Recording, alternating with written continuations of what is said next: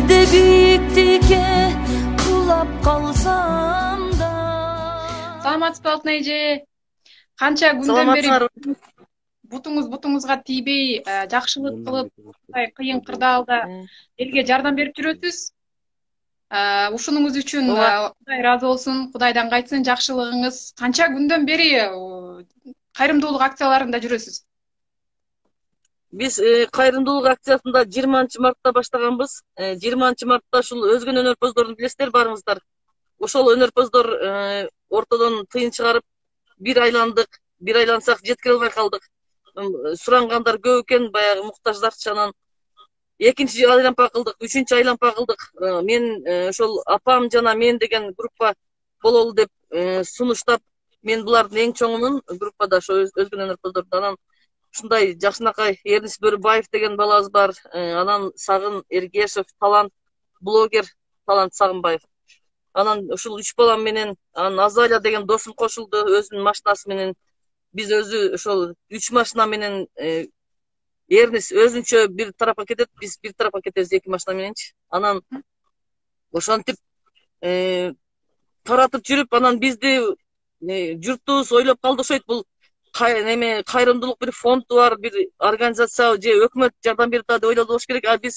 Мен өзүм мектепте иштейм, анан дагы 2 оркестрде солист болуп иштейм. Ошол айлыктарымды кошуп, анан булар дагы айлыктарын кошуп, досторум, шернелештерим, сиңдилерим, өзүм бир туугандарым акчаларын кошуп атышып, анан мен дагы бир айланганга туура келди. Ошентип уланып кетти. Анан апам жана мен деген ыктыярдуу топ түзүп алдык. Анан ушул биз өзүмдүн жашаган жеримден атайын барып пропуска сурасам беришти. Ошолорго да терең ыраазычылык. Баягы адам кыйналып жаза берсе, жүрөгүң эзилип, үйдө отура албайт экенсиң. Биз өзү 3 комнат квартира, үйүбүз 3 комнат квартирада. Анан ал жерге мен батпай койдум. Мен адамдын сырткы кебетеси, коробкасы болсо, жүрөгү мотору да. Ошо жүрөгүмдү жакшы көрдүм мен. Менин жүрөгүм башкача. Үйдө отура албай койду. Анан айттым, бир башта бир өлүм бар. Мен чыгам деп чыксам эле, Эрдес дагы, Сагыным дагы, талантым дагы, досум дагы жашоодо да бирмин, өлүмдө да бирмин деп булар дагы мага кошулду. Мен айтар элем, 2 балам үйлөнө элек. Булар деле өзүнүн жашоосун, ден соолугун тобокелге салды. Эрнис болсо жакында эле кыздуу болду. Эрнис менин өкүл балам да. Ал дагы тобокелге салып, үйүбүзгө келгенде өзүбүздүн комнатабызга жатабыз, балдарды көрүп эле кандайсыңар деп. Эми ар кандай болот да, бирок баардык каражаттарды сактайбыз, мына монтип эле турабыз. Монтип эле. Туура кыласыз. Ошондой болсо деле баары кооптуу. Анан баягы адамдын баягы жакшылыкта кылган кызматың билинбей калышы мүмкүн. Бирок адамдын айтат го, адам 3 нерседе сыналат деп. Биринчиси жолго чыкканда, экинчиси бир башыңа кырсык болгондо, үчүнчүсү ден соолугуң начарлаганда. Ошол убакта келип кол сунган адам сен үчүн бул Кудайдан кийинки эле адамың деп ойлойм. Анан ошентип биз түзүлүп калдык. Баардыгыбыздын телефонубуз жарылат. Жардам бер деген эле инсандар. Анан алар ойлобойт да бизди каяктан каражат табат, кантип табат деп. Анан отуруп алып анан чалам. Агай, кандайсыз? Сиз эми ишкерсиз го, кичине кайрымдуулук кылып койбойсузбу Алла жолуна? Ушундай кыйналган инсандар бар экен деп. Анан жардам берген инсандар ошол инстаграмдан чыгарып, кээ бирлер көпчүлүгү каалабайт. Атымды айтпа, берген суммамды деле айтпай эле кой, бул Алла жолуна, Алла көрүп турат депчи. Анан бирок көрсөткөнгө туура келет. Бул 2 жол бар экен да. Бирөөлөр бир ишкердин же болсо ишкер болсоң деле жөн эле адамсың, бирок жардам бергиң келип атат. Ошону көзүң менен көрбөсөң, каяктан сенин сезимиң, каяктан жүрөгүң ойгонот. Баягы көз алдабайт го. Ошо көзү менен көргөндө көп адамдар ушундай жардам бериш керек экен дейшет, бирок жардам берейин деген азыраак.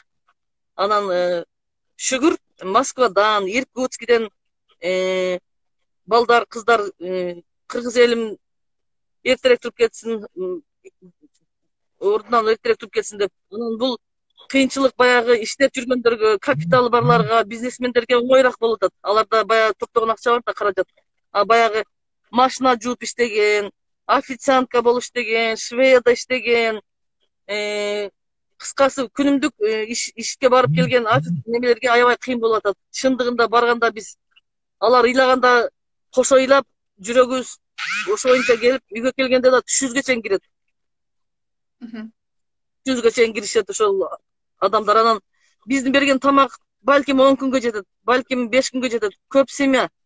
Бир үй бүлөдө 2ден инвалидтер бар экен. Бир үй бүлөдө атасы да төшөктө жатат, балдары да төшөктө жаткандар бар экен. Аларды көргөндө эмне кылышымды да билбей, менин жүрөгүм эненин жүрөгү экен да, ошон үчүн апам жана мен деген атты да ошондон койдум.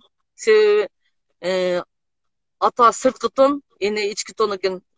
Сүйүнсө дагы биринчи эне сүйүнүп, эне жылмайып турса, балдардын баардыгы каткырат.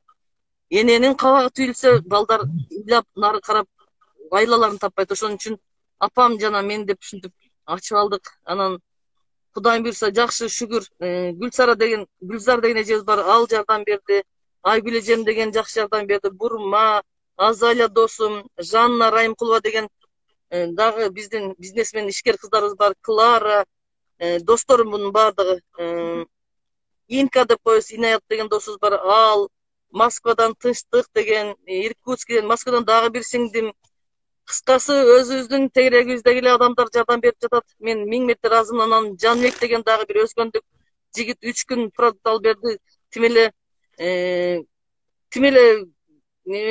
бир тууганың кыйналып жатканда эмнеңди бер, билесиң да, адрестерин баарын билесиң. Алар жазат. Менде 2 инвалид бар, менде 1 инвалид бар, өзүмдүн мүмкүнчүлүгүм чектелген деп барганда, чындыгында баардык баягы кыйынчылыктарды көргөндө ошол жүрөгүңө сиңип, үйгө келгенде дагы көпкө чейин өзүңө келе албай, мен азыр деле ырдаганды унутуп калдым. Азыр мен ошол кыйналып жаткан инсандар менен мен жүрөгүм кошо журулуп, балдарым менен кошо ошол ооруп аткан адамга калоо тилек айтайын десем дагы неме баягы кекештенип калдым да. Себеби ооруп жаткан адамды көргөндө эмне деп, кандай жакшы сөз айтышымды, томографияларын колума кармата коюшат, үйлөрүнүн документтерине инвалидтигин кармата коюшат. Аларыңыздардын кереги жок, бул биздин чын жүрөктөн ыктыярыбыз менен келип берген жардамыбыз деп жатам.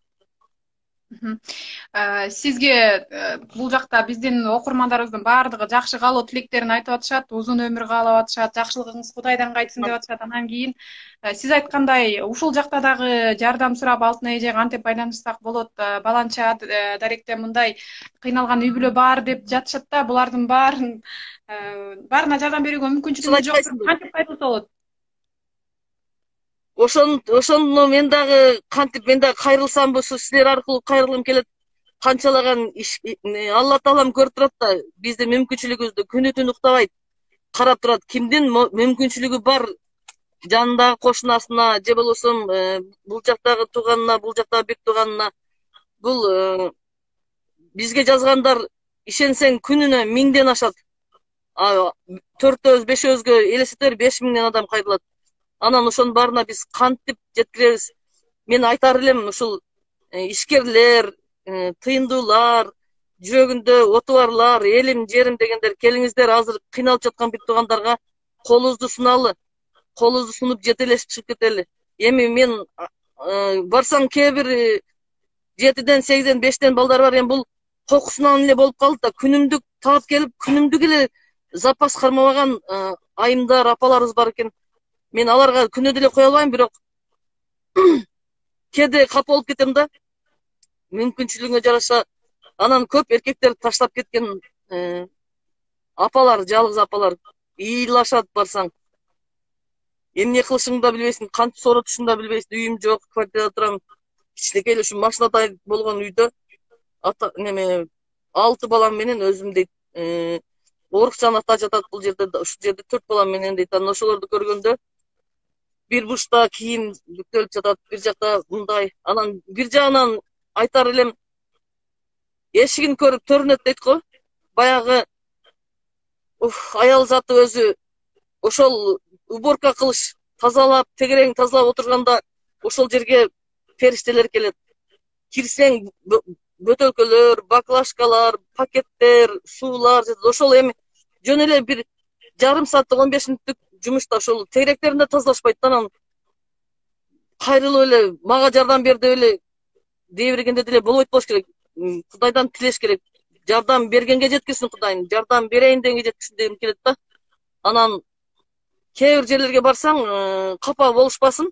Апаларыбыз момунда кичинекей табуреткени алып эле монто отуруп алышкан. Кайсы машина келсе чуркапчы. Андай болбош керек. Сен алдың, мен алдым деп биз токпейилдикке үйрөнүшүбүз керек да. Ушуну мен байкадым.